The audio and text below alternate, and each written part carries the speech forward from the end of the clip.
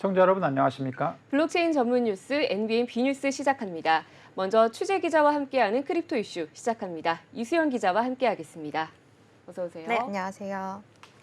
네, 최근 파산 위기에 몰렸던 디지털 자산 채굴 업체가 기사 회생을 했다는 보도가 나왔습니다. 어떤 내용인가요? 네, 세계 최대 디지털 자산 채굴사 이 코어 사이언티픽 채권단이 회생 금융을 통해서 최대 7,500만 달러를 제공하면서 이 회사가 보유한 채굴기 지분 97%를 인수하기로 합의했습니다. 이에 따라 채권단은 우선 연내 3,750만 달러를 투입하고 나머지 3,750만 달러는 내년 1월에 집행할 예정인데요. 이 자금은 코어 사이언티픽의 구조 조정과 회생에 사용될 예정입니다. 이 채권단은 대부분 코어 사이언티픽이 발행한 전환사채를 보유하고 있었는데요. 이 최대 채권자인 비 라일리 파이낸셜은 전환사채에도 향후 2년간 이자 지급을 요구하지 않을 것이라면서 이 채굴기 지분 인수를 제한한 것으로 알려졌습니다. 또 코어 사이언티픽은 채권단의 지원을 받아서 구조 조정을 신속히 진행하겠다고 밝혔습니다. 그러니까 지금 이제 채굴 회사니까 채굴기들이 많이 있을 텐데 그것들을 채권자들이 사주는 방식인가요? 네, 맞습니다. 이 앞서 코어 사이언티픽이 파산 신청을 하게 된 이유가 비트코인 가격 하락과 또 치솟는 에너지 비용 그리고 연관된 디지털 자산 대출업체 셀시우스의 파산 때문입니다. 지난 21일 코어 사이언티픽이 채굴 장비 투자를 위해서 조달한 이 부채를 갚기에 현금 흐름이 충분하지 않다면서 이 텍사스 남부 파산법원에 파산 보호를 신청했는데요. 또 지난달 22일에는 SEC에 제출한 실적 보고서에서 올해 연말 전에 보유한 현금이 고갈될 것이라는 말을 하기도 했습니다. 그러면은 어쨌든 좀 이 채굴기를 비싼 걸 새로 사서 사실 비용 때문에 파산을 한 거니까 이걸 채권자들이 좀 부담을 해주면 좀 부담이 많이 덜어질 수는 있겠네요. 네, 맞습니다. 현 상황을 보면 좀 비트코인 가격은 개당 16,000달러 선까지 내려간 상황인데 또 채굴에 필요한 에너지 가격도 우크라이나 전쟁 등 이런 지정학적 이유 때문에 급등한 상황입니다. 이에 더해서 이 코어 사이언티픽의 최대 고객 중 하나였던 셀시우스가 지난 7월 유동성 위기에 직면하면서 파산 신청을 하는 일이 있었는데 이 때문에 이 코어 사이언티픽의 시가총액도 폭락하는 상황을 맞이했던 겁니다. 네, 자 그렇다면 이 코어 사이언티픽의 비트코인 채굴 규모가 어느 정도가 됐었나요? 네, 한때 전 세계 비트코인 채굴량의 10%를 차지하기도 했는데요. 올해는 12,000개의 비트코인을 채굴했고 전년 대비 5,769개가 늘어난 규모였습니다. 하지만 이 디지털 자산 시세 하락과 이 에너지 비용 상승으로 수익성에 큰 타격을 입으면서 3분기에만 4억 3,480만 달러의 손실을 기록했습니다. 이 연간 손실액은 17억 1천만 달러에 달하는데요. 이 9월 말 기준으로 14억 달러의 자산과 13억 3천만 달러의 부채를 보유하고 있었습니다. 이 자본 잠식 상태에 빠지면서 더 이상의 손실을 감당하기 어려워졌다는 평가를 받았는데 하지만 크리스 한센 채권단 대표는 최근 이 비트코인 시세 하락세에도 불구하고 이 코어 사이언티픽의 장기적인 생존 가능성을 확신한다고 강조하면서 97%의 지분을 인수하기로 했고 이에 대해서 이 경제 전문 매체인 포브스는 이자 지급 부담을 던 데다가 이 자금 지원을 받으면서 향후 2년간 흑자 전환을 달성할 수 있는 시간을 벌게 됐다 이렇게 분석하기도 했습니다. 그러네요. 이게 뭐 나온 것만 보고 있으면은 뭐 사실 고민거리가 사라진 거고 자금 지원도 받으면서 흑자 전환을 달성할 수 있는 시간을 흑자 전환이 되려면 근데 어쨌든 비트코인 가격이 좀 올라야겠죠? 맞습니다. 다음 뉴스는 이제 북한 관련한 코인 해킹 뉴스인데요. 북한이 최근에 기자와 국회의원까지 사칭하면서 무차별적인 해킹을 시도하고 있다고. 이 탈북한 그 국회의원이 한 분 계시잖아요. 그분 아마 사칭해서 해킹 시도하고 있는 것 같은데 이런 해킹 공격이 이번이 처음이 아니죠? 그렇습니다. 북한은 특히 디지털 자산 해킹에 있어서 전 세계 공공의 적이라고 할 수 있습니다. 구체적인 사례를 보면 먼저 북한 정찰총국과 연계된 것으로 알려진 해킹 단체 라자루스가 가짜 디지털 자산 사이트를 만들어서 해킹을 시도한 정황이 포착이 됐고 또 텔레그램 메신저를 통해서 디지털 자산 지갑으로 위장한 이 소모라 앱에 악성 소프트웨어를 심어서 유포하기도 했습니다.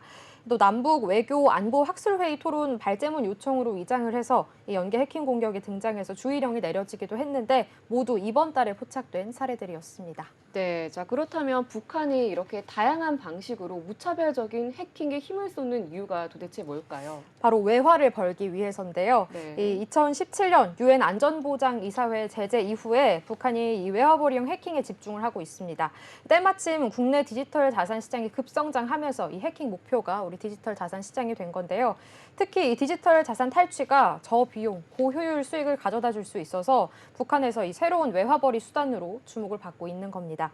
이 해커가 되려는 북한의 영재들도 좀 자연스럽게 늘어나고 있는데 정보통신 분야로 진학을 해서 군 산하에서 훈련을 받고 해커가 되면 또 해외로 나갈 수 있는 기회가 생기기 때문입니다.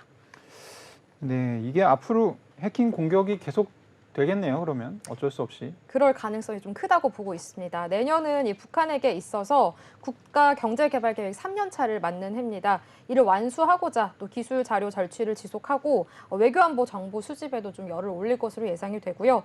이 디지털 자산 탈취와 공공기관, 기업을 대상으로 하는 랜섬웨어 등 이 사이버 금융 범죄도 좀 잦아질 것으로 보입니다. 이 북한이 해킹했던 규모를 좀 보면 지난 2017년부터 전 세계에서 탈취한 디지털 자산 규모가 1조 5천억 원으로 추산이 되는데 네. 이 가운데 올해에만 8천억 원을 훔쳤을 것으로 추정이 되고 있습니다. 네. 이 국가정보원은 2017년 이후에 북한 해킹에 따른 우리나라 누적 피해액을 1천억 원 이상으로 보고 있는데요. 또 지난달에 우리나라를 겨냥한 국제 해킹 조직의 공격 시도는 하루 평균 118만 건이었는데 이 중에 북한 공격 건이 절반 이상을 차지한 것으로 알려졌습니다. 좀 의외인 게 전체 규모가 1조 5천억 원 정도로 추산되는데 네. 한국 같은 경우는 그중에 이제 15분의 1 정도밖에 안 되네요. 근데 이제 앞으로도 좀 우리나라에 조금 더 집중해서 해킹 공격이 늘어날 것이다. 이렇게 보는 전문가 시선들이 좀 많은 것으로 나타났습니다. 네, 일단 뭐 금액이 어마어마한 금액인데요. 네. 여기에 대해서 우리나라도 속수무책으로 당할 수만은 없을 것 같습니다. 이 해킹 공격에 대한 우리나라의 대비는 어느 정도 지금 준비가 되고 있나요? 네, 국정원에서는 지난달 30일에 이 사이버 안보 협력센터를 만들어서 사이버 공격 대응에 나섰습니다. 이 정부기관과 IT 보안업체가 함께 근무하면서 이 북한의 해킹 등의 사이버 공격을 24시간 탐지하고 있는 것으로 알려졌습니다. 네, 다음 소식은 국산 K코인 중에 하나인 헤이코인인데요. 네. K코인이 사실 이제 올해 안에 실명 계좌를 받지 않으면 더 이상 한국에서 영업을 하기가 좀 어려워진 그런 네. 상황이라는 말씀은 저희가 몇 차례 전해드렸었는데요. 네. 예. 지금 어떤 상황인가요? 저번 주까지만 해도 사실 전북은행과 함께 실명 계좌 협상 막바지에 달아 있다 네. 이런 보도가 나오기도 했었는데요. 이 코인 업계에 따르면 이 페이코인이 올해 말까지 디지털 자산 사업자 신고를 마치지 못할 것으로 보인다는 설명이 나왔습니다. 네. 이 금융위원회는 지난달 초에 페이코인에 올해 말까지 이 실명 계좌를 받으라고 최후 통보한 바 있는데요. 이 당시 금융당국은 페이코인과 관련한 자금 세탁 등에 대해서 크게 우려하고 있다면서 또 자금 세탁뿐만 아니라 디지털 자산 결제 서비스에 대해서도 우려되는 부분이 많다고 언급하기도 했습니다. 이 페이코인 측은 기한을 맞추기 위해서 최대한 노력하고 있다면서도 만약 실명 계좌 발급이 늦어진다면 디지털 자산 사업자 신고를 끝내기 위한 대부분의 과정을 완수한 만큼 신고 기한을 FIU에 연장해달라고 요청할 방침이다 이렇게 말을 하기도 했습니다. 네, 얘기를 들어보니까 금융위원회의 통보를 받고 실명 계좌를 지금 확보하려는 그런 상황인데요. 페이코인이 실명 계좌 확보에 나선 배경에 대해서 좀 설명해 주시죠. 네, 바로 이 사업 방식 때문인데요.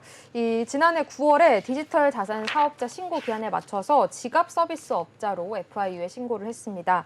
이 FIU는 이후에 이 페이코인 사업 구조에 원화와 이 디지털 자산인 페이코인 간의 교환이 있어서 지갑 업자보다는 거래업자에 가깝다고 판단을 해서 페이코인 측에 이 실명 계좌를 갖춰서 거래업자로 변경 신고할 것을 요구했던 겁니다.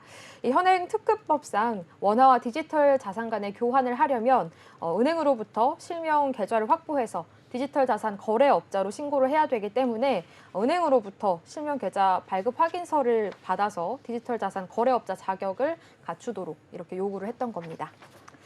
네, 지금 아무리 봐도 해법은 신고 기한의 연장 신청을 FIU가 이제 수락해주는 방법밖에 없을 것 같은데 이 가능성이 있나요? 이 연장 가능성을 두고 굉장히 특혜 논란이 일고 있어서 그럴 네. 가능성은 크지 않다고 보고 있습니다. 특히 이 코인 투자자들이 기한 연장을 한 것을 두고 이 페이코인의 특근법 허가가 사실상 담보됐다 이렇게 받아들일 수도 있는 가능성이 있기 때문에 좀 이건 어렵지 않을까 하고 보고 있고요. 또 금융당국 관계자는 아직 페이코인으로부터 들을 들은 바가 없다면서 이 기한 연장 가능성에 대해서 임의적 기한 연장은 이 특정 사업자에 대해서 특혜 시비 소지가 발생할 수 있어서 고려하지 않고 있다라고 말하기도 했습니다. 또 업계 관계자는 이 기한에 맞추지 못했으면 내년에 다시 사업 신고를 진행해야 되는데 이미 사업자 신고에 실패하고 내년에 이 준비하고 있는 다른 사업자들과 형평성에 어긋난다 이렇게 지적을 하기도 했습니다. 네. 그리고 전북은행 측에서도 지금 뭐 FTX 사태도 그렇고 네. 페이코인과 협업을 하기에 좀 부담스러운 부분이 맞습니다. 있지 않을까 이런 생각이 듭니다. 네. 다음 소식 살펴보겠습니다. 2조 원대 사기 혐의로 기소된 디지털 자산 거래소 V글로벌에 대한 내용인데요. 먼저 어떤 사건인지 좀 설명해 주시죠. 네, 이 V글로벌 사건은 지난해 2조 원대 피해액과 최소 5만 명 규모의 피해자가 발생한 이 국내 최대 규모의 디지털 자산 사기 범죄입니다.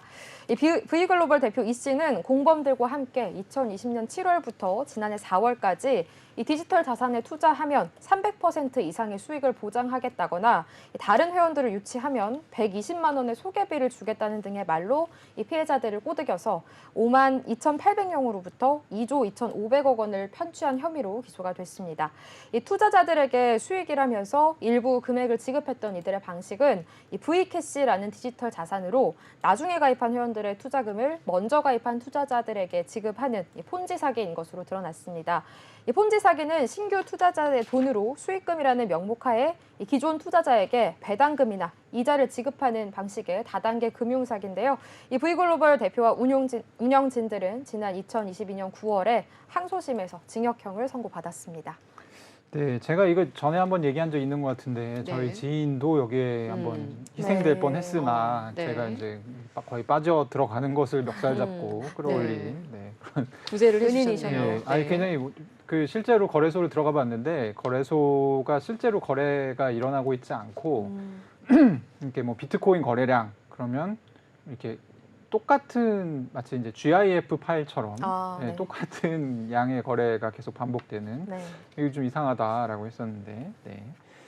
어쨌든 뭐 징역형을 선고받았는데요. 네. 예. 최상위 사업자 7명한테 징역형이 선고가 됐고 네. 제일 많이 받은 게 8년이었어요. 네, 뭐 맞습니다. 적게 받은 사람도 있고 이 정도면은 2조 2천억 한번 해볼 만하다라는 생각이 들 수 있는데 맞습니다. 이 피해자 모임인 V글로벌 비상대책위원회에서도 네. 피고인들이 5만 명이 넘는 피해자가 발생한 이 사건에서 영업행위를 총괄했던 사람들에게 1심 형량이 너무 가벼운 것 아니냐 이렇게 불만을 드러내기도 했습니다. 네. 앞서 V글로벌 운영진 대표 이모 씨는 1심에서 징역 22년을 선고받았다가 항고를 해서 징역 25년을 선고받은 바 있는데요. 오늘 이 최상위 사업자 7명에게 선고된 내용은 최상위 사업자 양모 씨에게 징역 8년 그리고 또 다른 최상위 사업자 오모 씨 등 2명에게 징역 3년이 선고됐습니다. 또 나머지 이모 씨 등 4명에게는 징역 3년에 집행유예 5년을 각각 선고했는데요. 다만 실형을 선고받은 양 씨 등의 3명은 이 무죄를 주장하는 일부 혐의에 대한 방어권 보장 등의 차원에서 법정 구속되지 않았습니다.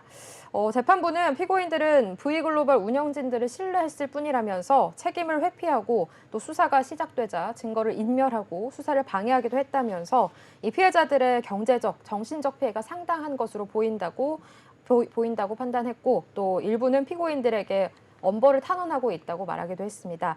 다만 이 피고인들이 사실관계 자체는 인정을 하고 반성을 네. 하고 있고 또 피해자 중 상당수가 기존 투자로 얻은 수익금으로 재투자를 해서 실제 피해 액수는 법률상의 이 편취 금액보다 적은 점을 고려했다고 이 양형 이유를 설명했습니다. 네, 실제로 징역형이 집행이 된다고 하더라도 참 이게 피해자들의 피해 네. 금액이 다시 복구가 되는 건 아니기 때문에 굉장히 네. 참담한 상황인 것 같은데 맞습니다. 사실 뭐 300%의 수익 보장이라던가 120만 원의 소개비라던가 이거 굉장히 현혹될 만한 네. 그런 사안이었던 것 같습니다. 매우 안타까운 소식이었고요.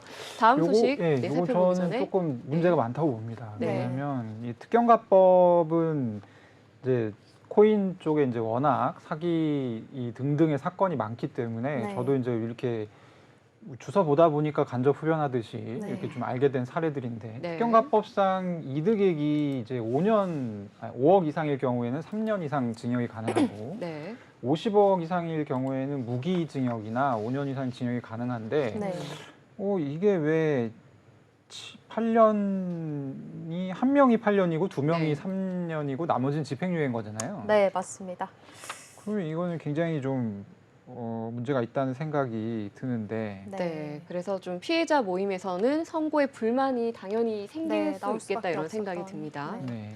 네, 계속해서 다음 소식 살펴보겠습니다. 샘 뱅크먼 프리드가 보석금을 내고 석방을 허가받았다라는 소식 저희가 전해드렸었는데 보석금을 한 푼도 내지 않고 심지어는 항공기 비즈니스석을 이용해서 귀가를 했다 이런 보도가 나왔습니다. 어떤 내용이죠? 그렇습니다. 이 디지털 자산 사기 혐의로 미국으로 송환된 코인거래소 FTX 전 CEO인 샘 뱅크먼 프리드가 이 3,200억 원에 달하는 보석금을 한 푼도 안 내고 석방된 뒤에 비즈니스석 항공기를 이용해서 귀가한 것으로 확인이 됐습니다. 네. 이 현지 시간 24일 뉴욕타임스와 비즈니스 인사이더에 따르면 뱅크먼 프리드는 지난 21일 이 FTX 본사가 있는 바하마에서 미국으로 송환이 됐고 그 다음 날 뉴욕 연방법원에서 보석을 허가받아서 이 본인 부모의 집이 있는 캘리포니아주 팔로알토를 향했습니다.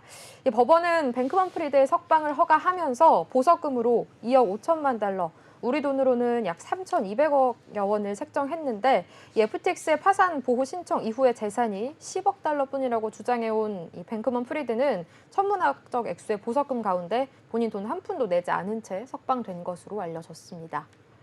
네, 자 그렇다면 보석금을 내지 않고도 석방이 될 수 있었던 이유 과연 뭘까요? 네, 이 블룸버그 통신에 따르면 보석금은 피고인의 중범죄 혐의를 좀 상징적으로 보여주는 의미에서 책정이 되고 실제로는 명시된 금액의 10% 정도에 해당하는 자산이 담보로서 뒷받침되면 보석이 허용됩니다. 네. 이에 따라서 이 뱅크먼 프리드 부모의 집이 보석 집행을 위한 담보로 제공이 됐고 이 부모는 뱅크먼 프리드가 석방 조건을 어길 경우에 보석금을 납부하겠다는 보증을 섰습니다. 또 내년 1월 5일까지 상당한 재산을 보유한 2명의 보증인을 더 세워야 하는 조건이 있고요.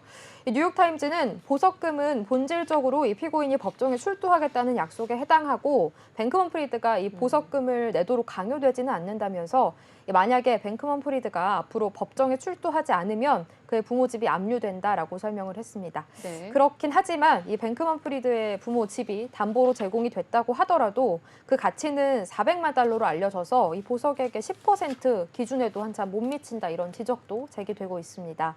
이와 관련해서 미국 검찰은 이 뱅크먼 프리드의 미국 송환을 위해서 그가 요구한 보석을 받아들였고 대신 상징적인 의미에서 이 거액의 보석액을 책정했다 이런 분석이 제기되고 있습니다. 저도 이 이제 소식을 보고 알게 된 건데 보석금을 실제로 내는 게 아니었더라고요. 네, 그러니까요. 예, 법정에 안 나오면은 이걸 몰수하겠다라는 상징적인 의미로 맞습니다. 담보 정도를. 어쨌든 거액의 보석금을 내고 이제 자유의 몸이라고 할 수는 없지만 어쨌든 집에서 이제 편하게 네. 이제 재판을 준비할 수 있게 됐습니다. 근데 이렇게 지금 여러 가지 의문들이 생기잖아요. 네. 일반인들의 시선에서 봤을 때는 뭐 3,200억이라고 하더니 실제로 지금 네. 그러니까 샘 뱅크먼 프리드가 법정에 나오지 않아도 몰수되는 돈은 한 50억 원 정도인 거잖아요. 네, 이런 맞습니다. 부분들이 좀 문제가 될 것 같은데 분위기가 어떤가요? 굉장히 의문과 비판을 제기하는 업계가 많습니다. 뉴욕타임즈는 이 뱅크먼 프리드의 미국 송환은 매우 복잡한 과정이고 장기간 법적 분쟁으로 이어질 수 있다면서 이 뉴욕 검찰이 뱅크먼 프리드의 송환과 보석을 놓고 패키지 딜을 했을 것으로 추정을 했습니다. 그러면서 이 세간의 이목을 끈 피고인이 돈을 내지 않고 석방되는 것이 어떻게 가능한가라면서 이 보석 절차의 정당성에 의문이 제기된다고 지적하기도 했고요. 네. 또 이 디지털 자산 전문 매체 코인데스크가 기고한 글에서 이 뱅크먼 프리드가 보석금을 지불하겠다는 종이에 서명하고 자유인이 되는 터무니없는 일이 벌어졌다 이렇게 언급을 했습니다. 그리고 이 코인 사기를 당한 수백만 명 FTX 고객들은 이 상황에 웃지 못할 것이다 이렇게 지적을 하기도 했습니다. 네. 자 그렇다면 이 샘 뱅크먼 프리드의 향후 거치 어떻게 될까요? 네, 뱅크먼 프리드는 이 석방되자마자 캘리포니아 주 집으로 가기 위해서 샌프란시스코행 항공기에 탑승했는데요. 네. 이 부모 집에 가택 연금된 상태에서 재판을 받고 이 보석 기간 동안 전자 감시 팔찌를 착용해야 되고 재판에 출석하지 않으면 체포영장 집행을 통해서 강제로 법정에 서게 될 예정인 것으로 알려졌습니다. 네, 다음 소식 알아보겠습니다. 크립토 윈터라고 해서 뭐 요즘에 가상화폐 가격이 맥을 못 추고 있는데요. 이런 상황에서도 뭔가 이익을 이제 추구하기 위한 투자자의 활동들이 이어지고 있고, 네. 주목받는 것들 중에 하나가 이제 스테이킹이라는 네. 서비스죠. 스테이킹 서비스에 대해서 좀 먼저 설명해 주시겠습니까? 네, 이 보유 디지털 자산을 블록체인 시스템에 위임해서 운영과 검증 작업에 간접적으로 참여하고 이에 대한 리워드를 디지털 자산으로 지급받는 서비스입니다. 은행 예금과 비슷한 투자 방식이라고 볼 수 있는데요. 네. 이 거래소들이 스테이킹 서비스 강화에 나선 이유는 이 스테이킹 서비스가 유동화 위험 없이 블록체인 네트워크에 연결되는 방식으로 안전한 투자 방법으로 부각되고 있기 때문입니다. 또 보유 수량이 많을수록 더 많은 보상 수익을 올릴 수 있고 기간이 길어질수록 더 많은 이자 수익을 얻을 수 있기 때문에 은행 예금과 비슷한 서비스다 이렇게 말하고 있는 겁니다. 네, 은행 예금과 비슷한 투자 방식인 스테이킹 서비스, 그리고 국내 주요 거래소들이 그렇다면 제공하고 있는 이 스테이킹 서비스는 어떤 게 있을까요? 네, 주요 거래소들은 이더리움 2.0 스테이킹 서비스를 제공하고 있는데요. 이 업비트 2.0 이더리움 2.0 스테이킹의 연추정 보상률은 4.9%, 네. 또 코빗은 최대 연 3.8%의 보상을 주고 있습니다. 코인원은 21일에 디지털 자산 비거래형 서비스인 코인원 플러스를 통해서 이더리움 2.0 스테이킹 상품을 출시했는데요. 이 코인원 관계자는 코인원 플러스에서 스테이킹 3종, 데일리 3종 등 또 투자자의 선호에 따라서 선택 가능한 다양한 서비스를 제공 중이다라고 밝히기도 했습니다. 또 코빗 역시 이더리움 2.0 외에 신규 스테이킹 서비스 5종을 추가하기도 했습니다. 지금 보면 업비트 이더리움 2.0 스테이킹의 연추정 보상률이 4.9% 정도인데 네. 사실 이제 그냥 스테이킹을 하게 되면 해외 서비스 같은 경우는 5.1% 정도 이제 네. 거의 비슷하다고 볼 수 있을 것 같은데요. 네. 어쨌든 근데 이 수준이 그렇게 많다고 보기가 어렵잖아요. 이제 일반 뭐 적금이라든 은행 적금 뭐 8%, 7% 이런 것들이 나오는데 이거 사실상 좀 매력이 좀 떨어지지 않을까 싶은 네. 생각이 드는데 이 스테이킹 서비스의 문제점이랄까요? 이런 부분들은 지적되는 게 혹시 없나요? 이 문제점은 우선 스테이킹에 신청된 디지털 자산이 언스테이킹, 이 위임 해제까지 거래와 출금이 안 된다는 점입니다. 이 원하는 시점에 매도가 어렵다는 점이 뭐 장점이 될 수도 있고 사실 단점이 될 수도 있는데 이 부분도 사실 문제점으로 볼 수 있고 가격 변동성에 따른 자산 손실이 발생할 때 이 스테이킹 기간 동안에 아무런 액션을 취할 수 없다는 게 좀 문제점이기도 합니다. 또 네. 높은 이자율을 제공하는 곳은 그만큼 파산 위험이 높다는 것도 문제점으로 볼 수 있겠습니다. 네, 예금과 좀 비슷하다라고, 은행 예금과 좀 비슷하다라는 점에서는 좀 매력적일 수 있긴 한데 또 리스크도 분명히 있기 때문에 좀 네. 이 부분은 신중하게 판단을 해야 될 것 같습니다. 네. 다음 소식 살펴보겠습니다. 코인 같은 경우에는 좀 좋은 투자처다라고 보는 시선도 있는가 하면 또 위험한 시장이라고 보는 시선도 있습니다. 업계 전문가들의 의견이 이렇게 나뉘고 있는데 오늘 전해줄 소식에는 어떤 내용들이 포함되어 있나요? 네, 먼저 양쪽의 입장을 다 전해드리려고 하는데요. 이 디지털 자산 대장주인 비트코인의 가격은 올해 65%의 손실이 예상이 되고 있습니다. 이 우크라이나 전쟁과 각국의 공격적인 긴축, 또 테라 사태와 FTX 파산 등 올 한 해 대형 악재가 좀 계속해서 있었기 때문으로 풀이가 되는데요. 먼저 대표적인 디지털 자산 회의론자이자 금 강세론자인 이 피터 시프 유로 퍼시픽 캐피털 최고 경영자는 최근 자신의 트위터를 통해서 이 바닥보다 천장에 가까운 비트코인 차트는 내가 장기 보유자들에게 주는 크리스마스 선물이다 이렇게 좀 비꼬기도 했습니다. 그는 차트 기준 한때 지지선으로 불렸던 16,800달러 부근의 수평 매물대 구간은 이제 저항선의 역할을 하고 있다. 이 네. 상승 잠재력은 낮고 하락 리스크는 크기 때문에 당장 매도하는 것이 현명하다 이런 조언을 하기도 했습니다. 이분은 비트코인 굉장히 싫어하는데 상당히 좀 성의 있게 봤네요. 네. 네, 이게 저 지지선인 건 어떻게 알았고 또 이제 지금 관심이 저항선의 많으시죠. 역할을 하고 있다. 이게 네. 사실 맞는 얘기거든요. 네. 지금 뭐. 예, 어쨌든 뭐 그러면 비트코인 비관론자도 있으니까 당연히 시장에 뭐 낙관론자도 있을 것 같은데 네. 네. 의견이 어떻게 갈리고 있나요? 이 헤지펀드계의 전설이자 또 억만장자의 가치 투자자로 알려진 밀러는 디지털 자산을 여전히 디지털 금이자 가치 저장 수단으로 생각한다라고 말했습니다. 특히 FTX 붕괴 이후에 현재 이 가격이 놀랍다고 말하기도 했는데요. 이 연방준비제도가 통화 정책 방향을 전환한다면 디지털 자산이 더 나은 성과를 낼 것으로 보인다고 전망하기도 했습니다. 다만 이 디지털 자산에 대한 과도한 투자는 벤처 투자와 유사하기 때문에 실패 가능성이 높다는 얘기를 덧붙이기도 했는데요. 순 자산의 1% 이상을 비트코인에 투자하는 것은 추천하지 않는다 이렇게 조언하기도 했습니다. 또 이 미국 NBA 팀 댈러스 매버릭스의 구단주이자 크립토 친화적 억만장자 기업가인 마크 큐반도 비트코인 낙관론에 힘을 보태기도 했는데요. 이 한 팟캐스트 방송에 출연해서 비트코인은 여전히 좋은 투자처이고 보다 많은 비트코인을 매집하기 위해서 가격이 더 떨어졌으면 좋겠다 이런 말을 하기도 했습니다. 금 투자자들을 조금 비하하기도 하면서 금을 소유해도 거래에 사용되는 절차는 디지털로 진행이 된다. 또 금 현물을 보유하는 것이 아니고 디지털 데이터를 보유하고 있는 것이기 때문에 개인적으로 디지털 자산의 잠재력을 믿는다. 이런 점을 좀 강조하기도 했습니다. 네. 네. 자, 아무래도 크립토 지금 하락장이 이어지다 보니까 좀 비트코인 가격에 대해서도 이런저런 의견이 분분한 것 같은데요. 투자자들은 좀 현명한 판단을 스스로 해야 될 것 같습니다. 네, 오늘 소식 여기까지 듣겠습니다. 네, 감사합니다.